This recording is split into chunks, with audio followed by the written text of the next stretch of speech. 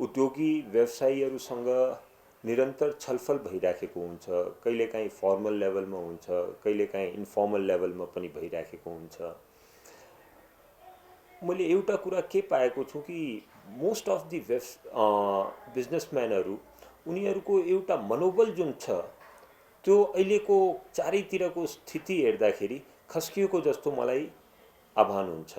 अरू फेरि के छ कि एउटा लगानी, नयाँ लगानी गर्ने, एउटा नयाँ केही एन्टरप्राइज सुरु गर्ने त्यस्तो खालको पनि एउटा भावना मैले उनीहरूमा देखिराखेको छैन।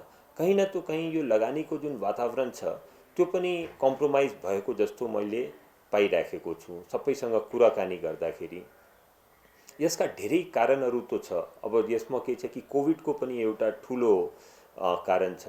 फेरि के छ कि उनीहरूले ब्याङ्कहरूबाट पैसा पाइराखेको छैन। दोस्रो के छ कि स्टकहरू पनि थुप्रिएको छ। एउटा कम मागको पनि मतलब खुम्चिँदै गएको छ हामीहरूको अर्थतन्त्रमा, त्यसको पनि स्थिति छ। अरू इन्ट्रेस्ट रेट पनि बढिराखेका छन्। यस्तो स्थिति हुँदा हुँदै पनि दुई तीनवटा कुरामा मैले ध्यान आकर्षण गराउन चाहन्छु, जसले के छ कि व्यवसायीहरूको मनोबललाई ठुलो ह्याम्परिङ गरेको छ। कि एउटा त के छ कि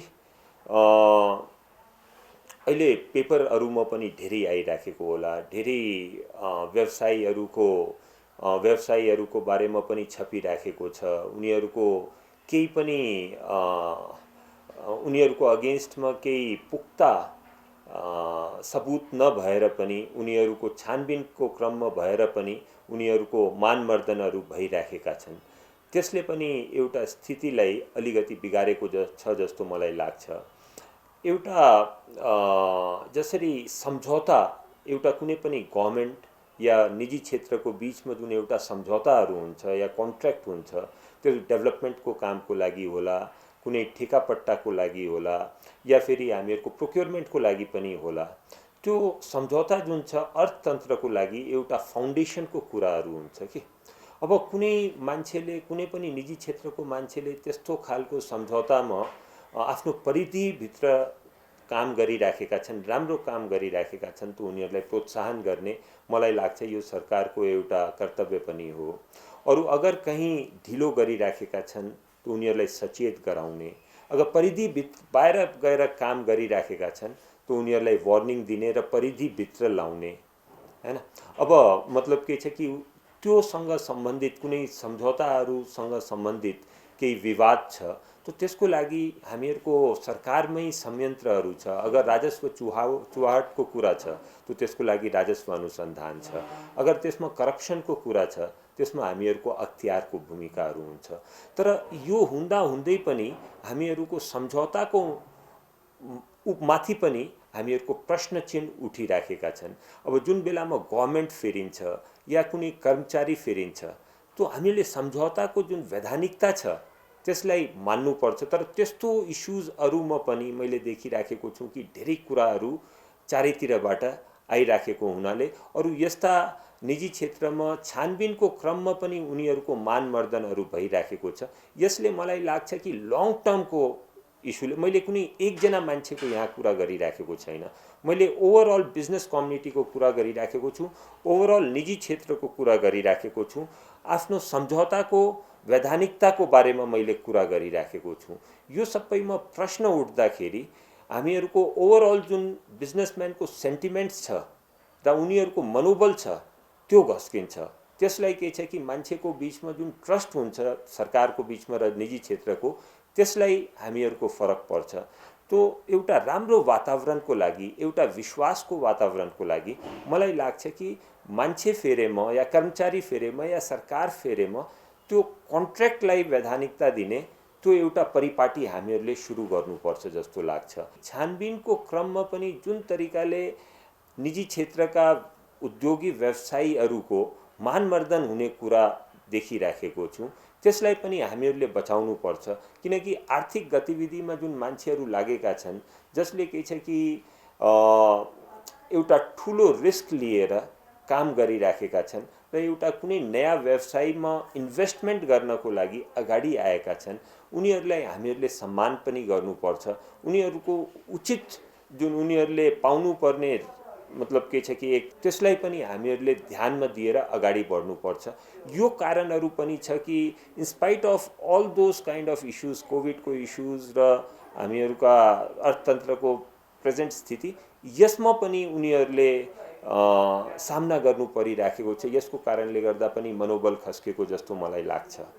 तो यसमा म सबैको मतलब मिडियाको पनि सरकारको पनि ध्यान पुर्याउन चाहन्छु। यो तपाईले भन्नुभएको कुरा एकदम ही सान्दर्भिक किन छ भने एकातिर त हामीहरूले भनिराखेको छु विकासको खर्च भइराखेको छ। हामीहरूको विगतका केही वर्षहरूको तुलनामा हामीहरूको प्रतिशत हेर्ने हो भने धेरै प्रतिशतमा अन्तर आएको छैन। राजस्वको कलेक्सन भइराखेको छ। अलिकति इन्फ्लेसनको रेट बढेको छ। त्यो मतलब के छ कि अहिलेको दृष्टिकोणले गर्दा अहिलेको फ्युलको प्राइजेसहरूले गर्दा हामीहरूको इन्टरनेसनल वातावरणले पनि गर्दा त्यो अरू फेरि जुन तरिकाले डिमान्ड पनि बढिराखेको छ त्यसले गर्दाखेरि पनि स्वाभाविक छ अलि जुन हामीहरूको इन्फ्लेसन भइराखेको छ।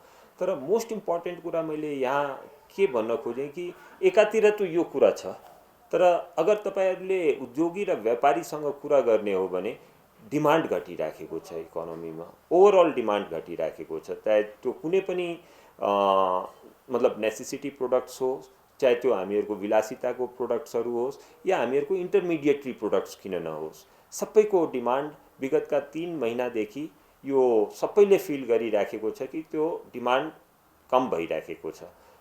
पैसा पाएको छैन कसैले, ब्याज बढी तिरिराखेका छन्। केही न त केही हामीहरूको मिसम्याच भइराखेकोमा कुनै डाउट पनि छैन। यसका मेन हिजो हामीहरूको छलफल हुँदाखेरि पनि मैले त्यहाँ पनि अर्थमन्त्रीज्यूको अगाडि, माननीय अर्थमन्त्रीज्यूको अगाडि मैले यो कुरा पनि राखेको थिएँ कि मेजर इस्युजहरू जुन आइराखेका छन् त्यो ब्यालेन्स अफ पेमेन्टका इस्युज आइराखेका छन्, लिक्विडिटीका इस्युजहरू आइराखेका छन्, हामीहरूको आयातको प्रतिस्थापनाका इस्युजहरू आइराखेका छन्।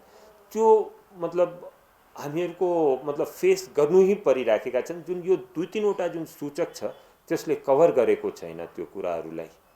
अरू त्यसले के छ कि व्यापारी र उद्योगीलाई एकदम मतलब एकदम ही मतलब उहाँहरूको बिजनेस गर्ने जुन एउटा मनोबल छ त्यसलाई फरक पारेका छ। यो लास्ट इयरको जुन कोभिडको जुन कुरा गरिराख्नु भएका छन् र यो सालको जुन बजेटमा र मोनिटरी पोलिसीमा आएका कुराहरू गरिराख्नु भएका छन्, त्यसमा सर्टेनली जसरी रिफाइनेन्सिङको कुरा गरौँ, त्यसबाट सर्टेनली हामीहरूका धेरैवटा व्यापारीहरू यस्तो बेलामा उनीहरूले राहत पाएको पनि छन्। तर मलाई कहीँ कहीँ लाग्छ कि त्यो सबै कुराहरू इनफ छैन, किनकि जुन मतलब लिक्विडिटीको इस्युजहरूको सामना भइराखेको छ, ब्यालेन्स अफ पेमेन्टको सामना भइराखेको छ र रिसेन्टली जुन 2-3वटा अर्थतन्त्रलाई नै खुम्चाउने र ब्यालेन्स अफ पेमेन्टमा सरकारको तर्फले सहयोग गर्ने उहाँको जुन सोचाइ छ त्यसले के छ कि हामीहरूको विश्वास छ कि अर्थतन्त्रलाई नै खुम्च्याउने खालका यो सबै डाइरेक्टिभ्सहरू आइराखेका छन्। फेरि अर्को एउटा डाइरेक्टिभ जसको ड्राफ्ट आएको छ त्यो 20 वर्किङ क्यापिटललाई टर्नओभरको 20%मा सीमामा राख्ने भनेर जुन आएको छ त्यसले पनि एउटा ठुलो व्यापारीहरूमा शङ्का र उपशङ्काको वातावरण जुन छ त्यो पैदा गरेको छ। हामीहरूको यसमा एउटा एकदम क्लियर सोचाइ के छ कि अगर हामीहरूले यो भावनाको साथमा काम गर्छौँ, नेगेटिभ भावनाको साथमा काम गर्छौँ कि भाइ कसरी हामीहरूले यो जुन प्रब्लमहरूको सल्युसनको लागि कसरी हामीहरूले आयात कम गर्ने या फेरि कसरी हामीहरूले एभाइलेबल लोनलाई रेस्ट्रिक्ट गर्ने, त्यसले के छ कि अर्थतन्त्रलाई भविष्यमा गएर खुम्चाउँछ के। जबकि हामीहरूले यो नेगेटिभली नसोचेर हामीहरूले पोजिटिभली सोच्नुपर्ने बेला छ कि अर्थतन्त्रको आकारलाई हामीहरूले कसरी बढाउने, यो जुन प्रब्लमहरू लिक्विडिटीका आइराखेका छन्, ब्यालेन्स अफ पेमेन्टका आइराखेका छन्, त्यसको हामीहरूले कसरी समाधान गर्ने उतातिर हामीहरूले सोच्नुपर्ने जस्तो समय आएका छन्। अब यसैलाई नै हामीहरूले मतलब एउटा एक्सपेन्सनरी पोलिसीमा जानुपर्छ, हामीहरूले कन्ट्र्याक्सनको पोलिसीमा जानु हुँदैन जस्तो हामीहरूको सिएनआईको यो धारणा पनि छ। अब यसैको लागि हामीहरूले केही आफ्ना सुझावहरू पनि राखेका थिए। सुझावमा मेनली के छ कि जसरी ब्यालेन्स अफ पेमेन्टलाई ठिक गर्नको लागि एउटा त के छ कि जुन रेमिटेन्स आइराखेको छ, हामीहरूका जुन साथीहरू बाहिर नेपाल बाहिर गएर काम गरिराखेका छन् र उनीहरूले रेमिटेन्स पठाइराखेका छन्। अल्दो मान्छेहरू हामीहरूको बाहिर जाने मान्छेहरूको क्रम बढिराखेको छ, तर रेमिटेन्स हामीहरूको घटिराखेको छ। यसको लागि हामीहरूको सिएनआईको टिम बङ्गलादेशमा पनि गएका थिए र त्यहाँको पोलिसिजहरूको बारेमा कुरा गर्दाखेरि एउटा कुरा के पाएँ कि जुन अलिकति जुन बाहिर काम गरिराखेका छन् मान्छेहरू, उनीहरूलाई रेमिटेन्समा केही इन्सेन्टिभ दियो भने त्यो रेमिटेन्स बढ्दो रहेछ। जसरी बङ्गलादेशले पनि र पाकिस्तानले पनि जुन रेमिटेन्स बाहिर काम गरिराखेका साथीहरूले जुन पठाइराखेका छन् त्यसमा उनीहरूले इन्सेन्टिभ पाइराखेका छन्। त हामीले पनि हिजो प्रपोज गरेको छौँ कि भाइ 2% जति रेमिटेन्समा इन्सेन्टिभ दिनुहोस् नि। यसबाट के हुन्छ कि उनीहरूको कस्ट आउँदैन। दोस्रो कुरा के छ कि उनीहरूले प्रोत्साहन पाइन्छ कि भाइ मैले अहिले यो हामीहरूको लिमिटेड समयको लागि आएको छ, let's send the money to Nepal. So त्यसले पनि सबैले प्रोत्साहन पाइन्छ। अरू देशको पनि आफ्नो अनुभव छ कि यस्तो इन्सेन्टिभ लाउँदाखेरि 20%देखि 40%सम्म त्यसको इमिडिएटली बेनिफिट भएको छ, इमिडिएटली रेमिटेन्स पनि बढेको छ। एउटा त हामीहरूले यो पनि कुरा गरे। रेमिटेन्सलाई नि प्रमोट गर्नको लागि यो आइपिओहरूमा जसले डलरमा रेमिटेन्स लिएर आउँछ उनीहरूले त्यसमा लगानी गर्दाखेरि केही प्रतिशत उनीहरूको लागि रिजर्भ गरिदियो भने उनीहरूको लागि लङ टर्म बेनिफिसियल पनि कुराहरू भइराखेका हुन्छन्। अरू फेरि के छ कि हामीले एक्सपोर्टमा त इन्सेन्टिभ दिइ नै राखेको हुन्छौँ र एक्सपोर्टको पनि मेन उद्देश्य के छ कि डलर हामीहरूको नेपालमा भित्रियाउने हो। जब यिनीहरूले पनि त्यो काम गरिराखेको छ त त्यसले पनि अलिकति मतलब उनीहरूले पनि प्रोत्साहन पाइन्छ इन्सेन्टिभबाट। यसले अर्थतन्त्रमा धेरै फरक पार्छ, ब्यालेन्स अफ पेमेन्टमा धेरै फरक पार्छ। दोस्रो कुरा हामीहरूले अरू पनि के भनेको थिएँ कि आज इन्डियामा पनि एक्सपोर्ट भइराखेको छ सामानहरूको, तर इन्डियाको एक्सपोर्टमा इन्सेन्टिभ पाइराखेका छैन। सो हाम्रो एउटा के सुझाव थियो कि इन्डियाको एक्सपोर्टमा पनि भ्याल्यु एडिसनको आधारमा हामीहरूले इन्सेन्टिभ दिनुपर्छ जस्तो लागिराखेको छ। त्यो पनि हामीहरूले आफ्नो तर्फबाट सुझाव दिएका थिए। अब त्यही तरिकाले सरकारले एउटा नियम के लिएर आएको थियो कि अगर कसै एनआरएनले नेपालमा आएर डिपोजिट गर्न चाह्यो भने त्यो उनीहरूको एक्सेप्टेबिलिटी हुन्छ र एउटा राम्रो रेट पनि उनीहरूले पाइराखेको छ। तर कहीँ हामीले देखिराखेको छ त्यसको राम्रो रिस्पोन्स आउन पाएको छैन। त्यसलाई हामीहरूले मार्केटिङ गर्न हामी उनीहरूको यहाँ पुगेर यसको बेनिफिट्सहरू उनीहरूलाई हामीहरूले कम्युनिकेट गर्न पाएमा, अवेरनेस क्रिएट गर्न पाएमा मैले यसलाई पनि एउटा ठुलो पोटेन्सियलको तरिकाले हेर्छु। अरू यसमा जुन केही न केही सानातिना प्राविधिक समस्या पनि छ, त्यो प्राविधिक समस्या सल्भ गर्न सकिन्छ, त्यसमा ठुलो कुरा होइन, त्यसलाई सहजीकरण पनि गर्न सकिन्छ। कम हुने एउटा ठुलो के कारण छ, भन्सारमा जुन भ्यालुएसनको किताब पठाइराखेको हुन्छ कि अब त्यो किताबमा जुन भ्यालुएसन गरेको हुन्छ त्यो कहिलेकाहीँ कम पनि हुन्छ, कहिलेकाहीँ बढी पनि हुन्छ। त्यसलाई रेफरेन्स रेट मानेर अरू सबै जति पनि इम्पोर्टहरूमा उनीहरूले भ्यालुएसन गरेर त्यसको बेसिसमा भन्सार लिइराखेको हुन्छ। त्यसले पनि हामीहरूको इकोनोमीमा धेरै विकृतिहरू पैदा गरेका छन्। सो डब्ल्युटिओको पनि के मान्यता, जसको हामीहरू मेम्बर पनि छौँ, मान्यता छ कि कारोबार मूल्यलाई हामीहरूले त्यसको बेसिसमा भन्सारहरू लगाउनु पर्छ। अब कुनै कारोबार मूल्य अगर बाइ द वे भन्सारले लाग्छ कि यो ठिक छैन, उनीहरूसँग जहिले पनि प्रावधान छ कि 5% थप गरेर त्यो सामान किन्ने प्रावधान पनि छ। त यो कारोबार मूल्यले अगर हामीले मान्यता दिएर काम सुरु गर्छौँ त मलाई पुरा विश्वास छ कि यो रेमिटेन्सको पनि यसले बढाउँछै, किनकि यो अन्डर भ्यालुएसन ओभर भ्यालुएसनले पनि रेमिटेन्समा फरक पारेका हुन्छ। अर्को जुन ठुलो समस्या हामीहरूले देखिराखेको छौँ त्यो लिक्विडिटीको पनि समस्या छ। आज के छ कि तरलताको अभाव छ और तरलताको अभावको कारणले गर्दा हाम्रा साथीहरू बिजनेसम्यानहरूले नयाँ लोन लिनु पर्यो या इभन हामीहरूको पुरानो लोनहरूलाई रिन्यू गर्नु पर्यो, त्यो ब्याङ्कहरूले आनाकानी गरिराखेको छ, किनकि उनीहरूको पनि लिक्विडिटी रेसियो 90% या 90%को माथि नै छ। त यसमा पनि हामीहरूले 2-3वटा सजेसनहरू के दिएको थिएँ भने, जुन हामीहरूको आजको दिनमा लिक्विडिटी रेसियोको जुन गणना गर्ने एउटा प्रोसेस छ, त्यसमा के छ कि डलरको डिपोजिट र डलरको लोन पनि त्यसमा सम्मिलित गरेको छ। धेरै इन्टरनेसनल मा एउटा यो पनि इन्टरनेसनल अरू देशहरूमा यो पनि पाएको छ कि यस्तो लिक्विडिटी रेसियोको गणना गर्दाखेरि डलरको जुन लोन छ र डलरको जुन डिपोजिट छ त्यसलाई त्यसमा गणना गरेको छैन लिक्विडिटी रेसियो कन्ट्रोल। तो त्यसमा अगर हामीहरूले नेपालमा पनि लिक्विडिटी रेसियोमा त्यो डलरको पोर्सन हटाइदियो भने तो करिब के छ कि 50 देखि 80 अरब रुपियाँ जुन छ हामीहरूको ब्याङ्किङ सेक्टरमा आउँछ। अर्को समस्या के छ कि जुन ठुलो समस्या जुन हामीहरूले देखिराखेको छौँ त्यो विकास खर्चको एक्सपेन्डिचरको पनि हो। त्यो पनि हामीहरूको समयमा जहिले पनि हुन पाएको छैन। तर अहिलेको स्थितिलाई हेर्दाखेरि अगर हामीहरूले त्यो जति पनि गभर्मेन्टले जुन रेभेन्युजहरू उठाइराखेका छन्, राजस्व उठाइराखेका छन्, त्यसको 20% पनि ब्याङ्किङ सेक्टर कमर्सियल ब्याङ्क्सहरूमा राखिदियो भने त्यसले पनि यसले सहयोग दिन्छ जस्तो मलाई लागिराखेका छन् के आफ्नो करेन्ट अकाउन्टमा राखेर त्यसले ब्याङ्कहरूलाई अझै कर्जा प्रवाह गर्न र सही ठाउँमा कर्जा प्रवाह गर्नमा मद्दत पनि मिल्छ, त्यो हामीहरूको धारणा छ।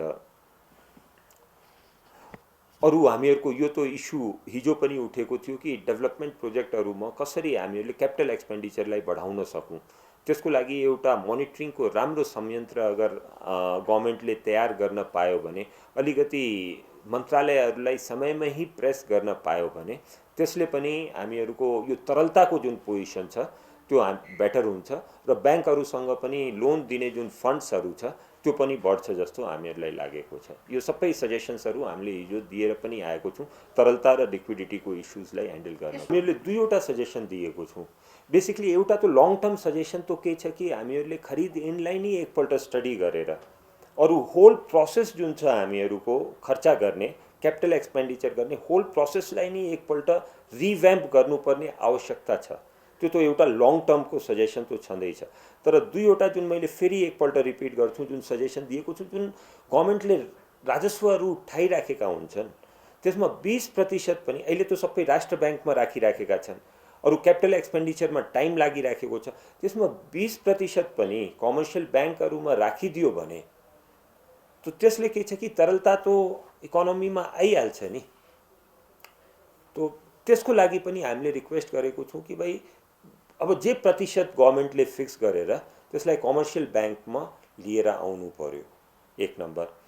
दोस्रो के छ कि मैले पहिले पनि भने कि यो डलरवाला जुन कुरा छ नि, यो डलरको डिपोजिट र लोनलाई लिक्विडिटी रेसियोमा गणना नगर्ने गरी त्यो काम गर्नु पर्यो कि त्यो लिक्विडिटी रेसियो अमेन्ड गर्यो। त्यस्तो गभर्मेन्टले बिचबिचमा स्टेप पनि लिएको छ।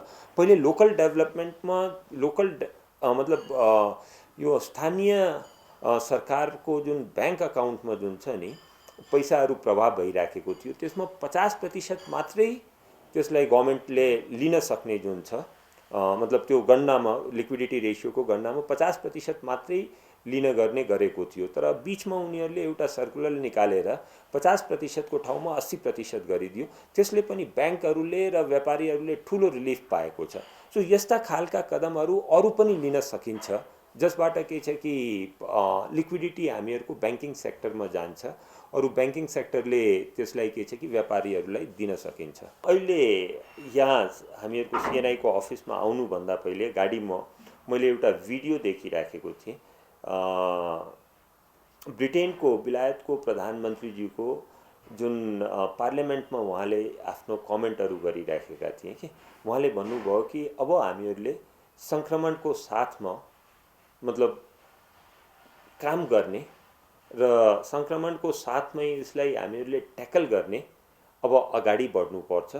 उहाँले 2-3वटा कुरा गर्नुभयो कि अहिले जति पनि वर्क फ्रम होमको जुन कन्सेप्ट छ त्यो उहाँले भन्नुभयो कि अब त्यसलाई हामीहरूले खत्तम गरेर अब सबैलाई अफिसमा आउनको लागि हामीले प्रेरित गर्नुपर्छ। मास्कको जुन मास्क यो एउटा सिम्बल पनि हो कि भाइ there is something wrong going on के। तर सिम्पल प्रिकसनको मेजरहरू लिएर हरेक ठाउँमा अब काम अगाडि बढाउनु पर्छ।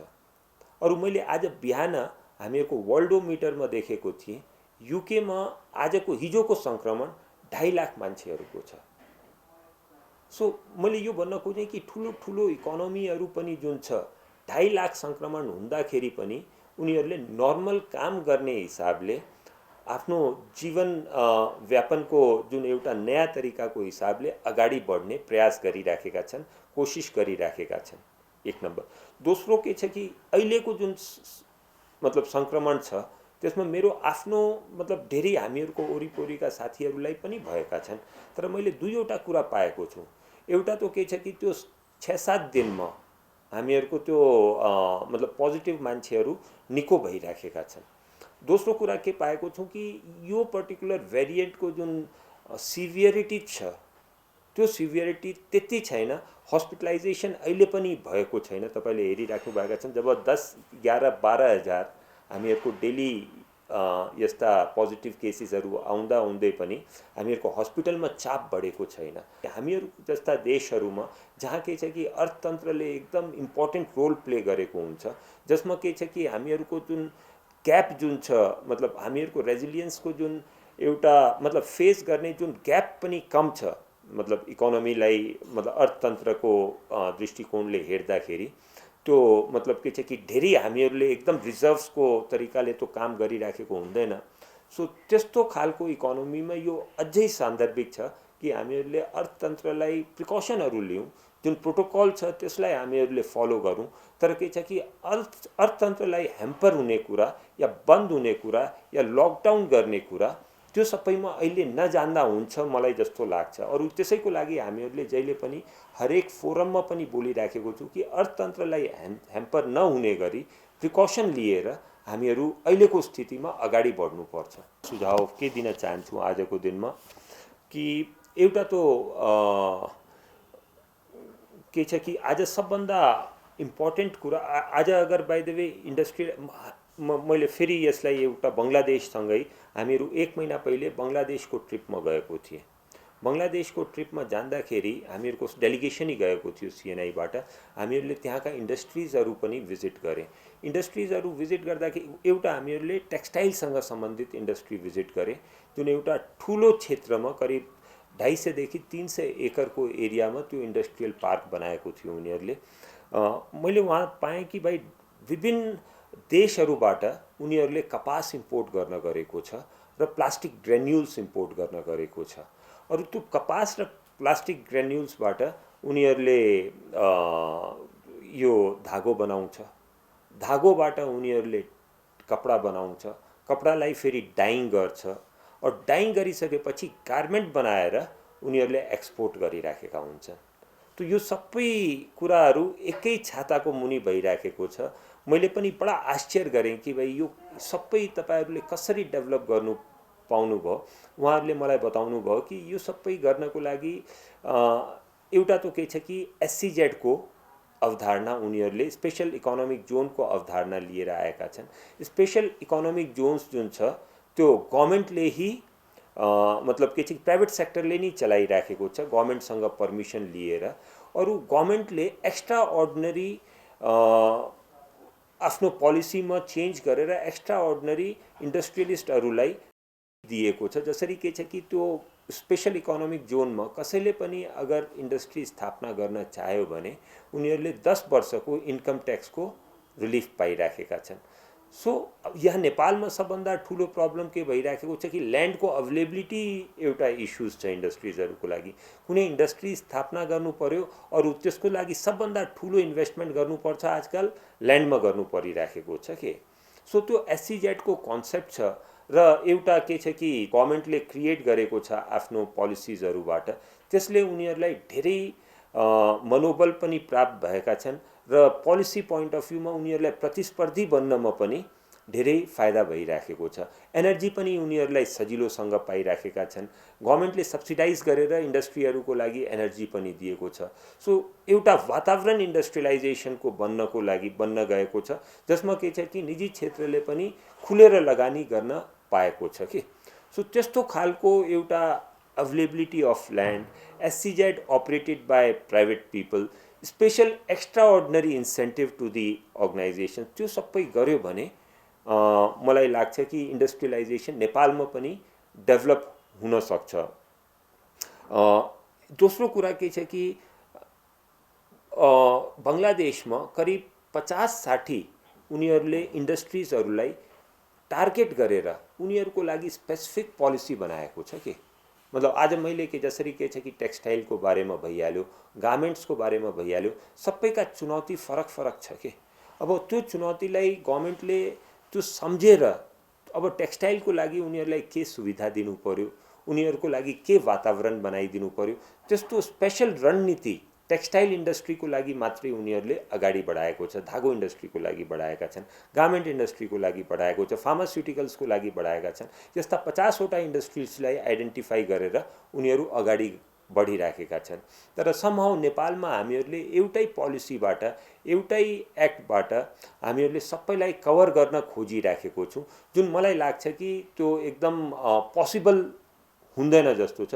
नेपालमा सिएनआईको पनि के प्रयास छ अबको दिनहरूमा कि स्पेसिफिक इन्डस्ट्रीमा त्यसको लागि दूरगामी एउटा भिजन के हुन सक्छ, अरू त्यो भिजनको प्राप्तिको लागि के गभर्मेन्टबाट सहयोग चाहिन सकिन्छ, गभर्मेन्टले उसलाई कसरी फेसिलिटेट गर्न चाहन्छ, त्यसमा हामीहरूले काम गरिराखेको छौँ।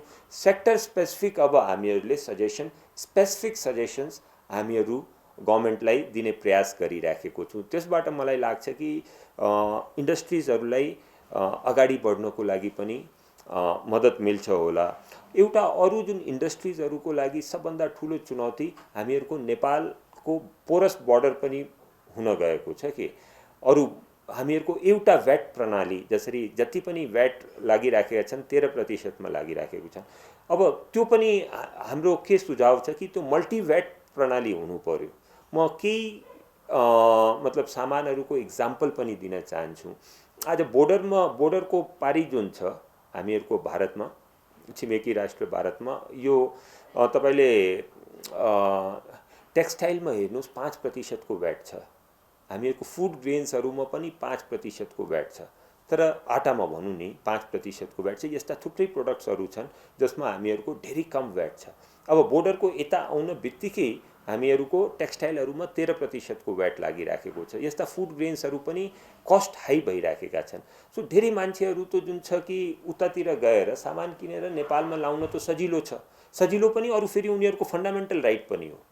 अब कसैले गएर अगर कसैले एउटा जुत्ता पनि लिएर आउँछ, त्यसमा पनि फेरि 5% व्याट छ। अब लिएर आउँछ त कसैलाई रोक्ने त मलाई लाग्दैन कि अधिकार पनि हुनुपर्छ या त्यो। तर हामीहरूले यसलाई अरू यसबाट के छ कि ठुलो मात्रामा हामीहरूको जुन डिमान्ड छ नेपाली सामानहरूको त्यो घटिराखेको छ। अब यस्तो कुराहरूमा के छ कि त्यो सेक्टर स्पेसिफिक सामानलाई हेरेर हामीले मल्टिभ्याट प्रणाली लागू गर्न पायो भने मलाई लाग्छ कि नेपालको सामानको कन्जम्सन बढ्छ कि। अरू एउटा इक्जाम्पल दिउँ कि आज टेक्सटाइलमा पनि 5% हुनु पर्यो। अगर इन्डियामा 5% छ, हामीले डिजल पेट्रोलको कुरा गरिराखेको हुन्छौँ कि इन्डियामा अगर सस्तो भयो भने नेपालबाट डिजल पेट्रोल इन्डिया गइहाल्छ, अरू इन्डियामा सस्तो भयो भने। तर त्यो त्यही सेम कुरा जुन छ नि हामीहरूले इन्डस्ट्रियल प्रोडक्ट्समा किन लागू गर्न सक्दैन? अगर इन्डियामा अगर 5% छ भने हामीहरूको नेपालमा पनि 5% व्याट गरौँ नि। त्यही भएर त हामीहरूको इन्डस्ट्रिजहरू मतलब प्रतिस्पर्धी हुन्छ र उनीहरूले सामानको प्रतिस्पर्धा गर्न सकिन्छ। सो यो सबै कुराहरूलाई पनि ध्यानमा राखेर इन्डस्ट्रियलाइजेसनलाई फस्टाउने गरेर हामीले पोलिसीहरू बनाउनु पर्छ जस्तो लाग्छ।